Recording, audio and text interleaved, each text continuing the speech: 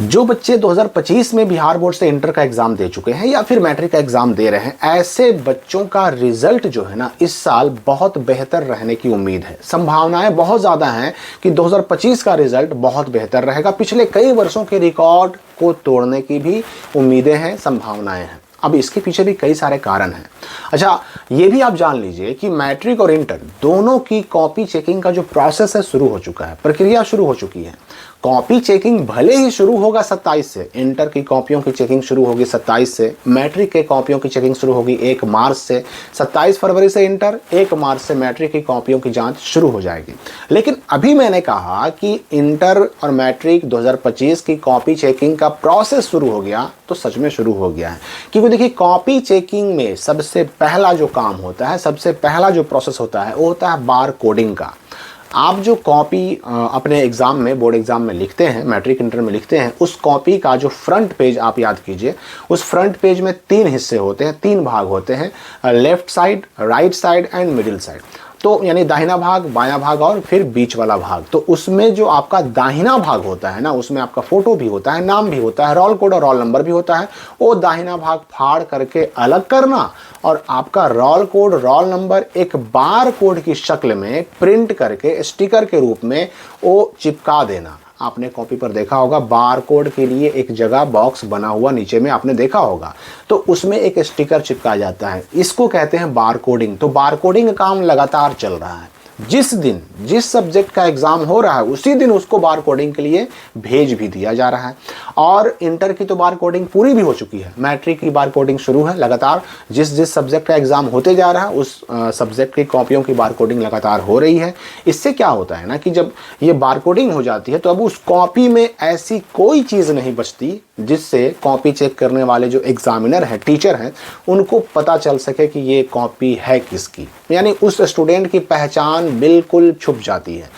जो शिक्षक उन कॉपियों को चेक करते हैं उनको ये तक पता नहीं होता कि ये किसी लड़के की कॉपी है या फिर लड़की की है, और उसका रोल कोड क्या है, रोल नंबर क्या है, नाम वगैरह कुछ भी मालूम नहीं पड़ता। ये निष्पक्षता, गोपनीयता बनाए रखने के उद्देश्य से बार कोडिंग की जाती है। अब मैं आपको बताता हूँ कि इस साल जो कॉपी की चेकिंग शुरू हो गई है काफ़ी पहले, तो रिजल्ट कब आएगा मैट्रिक इंटर का, और इस साल का रिजल्ट जो मैंने पहले ही कहा कि काफ़ी बेहतर रहने की उम्मीद है, उसके पीछे वजह क्या है।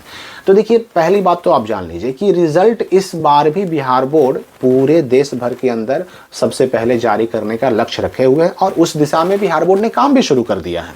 तो अगर हम पिछले कई वर्षों का रिकॉर्ड देखें तो इंटर का रिजल्ट जो है ना वो 15 से 22-23 मार्च के बीच में जारी होता है। किसी साल 16 मार्च को, किसी साल 22 मार्च को, किसी साल 21 मार्च को ये इंटर के रिजल्ट जारी होने की तिथियां रही हैं। तो अगर हम 2025 के इंटर रिजल्ट डेट की बात करें तो ये 20 मार्च 2025 के आसपास, अब चाहे कुछ दिन आगे हो, 2-3 दिन, या 2-3 दिन बाद हो, ये रिजल्ट आपका इंटर 2025 का आ जाएगा। उसी प्रकार से अगर हम मैट्रिक 2025 के रिजल्ट की बात करें तो 2024 में, 23 में, 22 में, 21 में मैट्रिक का रिजल्ट एक ही डेट को आता रहा है, 31 मार्च को। तो 2025 में भी 31 मार्च को आने की पूरी संभावना है, अगर सब कुछ सही समय पर चला तो, कॉपी चेकिंग वगैरह सही समय पर पूरा हो गया तो। अब जो मैंने पहले ही कहा कि ये रिजल्ट इस साल अच्छा रहने की उम्मीद क्यों है, देखिए पासिंग परसेंटेज भी बेहतर रहेगा और साल की तुलना में, इसकी संभावनाएं भी हैं, और बच्चों के फेल होने की संख्या भी कम रहेगी, इसकी भी संभावना है। इसके पीछे कारण क्या है कि 2025 का जो वर्ष है ना, ये साल, ये वर्ष चुनावी वर्ष है। इसी साल 2025 में विधानसभा, बिहार के अंदर विधानसभा इलेक्शन होने वाले हैं, और विधानसभा इलेक्शन से पहले ही आपके मैट्रिक और इंटर का रिजल्ट भी आने वाला है। तो देखिए, ये जनरली कभी भी ऐसा देखा जाता है कि अगर किसी राज्य में चुनाव होते हैं, इलेक्शन होते हैं, तो सरकार कभी नहीं चाहती कि उस साल की बोर्ड परीक्षाओं में मैक्सिमम बच्चों को या उनके गार्जियन को नाराज किया जाए, क्योंकि इलेक्शन का संबंध होता है आपके वोट से, और बच्चे अगर फेल होंगे तो उनके गार्जियन, वो तो कहीं ना कहीं वोट देने जाएंगे ना, वो तो आखिर वोटर हैं। तो बच्चों को फेल करने का असर गार्जियन पे पड़ता है, और गार्जियन अगर नाराज होंगे तो इसका असर सरकार पर पड़ सकता है। तो चुनावी वर्ष में थोड़ी ढील दी जाती है, पास होने वालों की संख्या बढ़ने की उम्मीद, इसलिए मैं बता रहा था। तो 2025 में उम्मीद तो है कि काफ़ी बेहतर रिजल्ट होगा, पासिंग परसेंटेज भी बेहतर होगा।